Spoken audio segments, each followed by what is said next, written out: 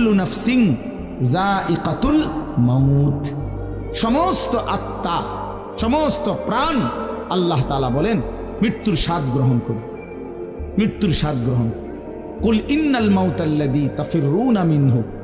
ফাইন্নাহু মুলাকীকুম, আল্লাহ তাআলা বলেন হে নবী আপনি বলে দেন ও দুনিয়াবাসী, মৃত্যু থেকে তোমরা যেখানেই পলায়ন করো না কেন, মৃত্যু তোমাদের সাথে সেখানে গিয়েই নিজেই মোলাকাত করো, সাক্ষাৎ করো। তুমি ডাকতে হবে না, মৃত্যু নিজেই আসো, মৃত্যু নিজেই আসো। আইনামা তাকুনু ইউদরিকুমুল মাউতু ওয়ালাউ কুনতুম ফি বুরুজিম মুশাইয়াদা, আল্লাহ বলে তুমি যদি এমন একটা বিল্ডিং বানাও, ঘর বানাও, যে ঘরটা অনেক উঁচা, যে ঘরটার উপর দিয়া কেউ ভিতরে ঢুকতে পারবে না, যে ঘরটার মধ্যে একটা ছিদ্র নাই, একদম আটকানো, তো এরকম একটা ছিদ্রবিহীন সুউচ্চ ঘরও যদি তুমি বানিয়ে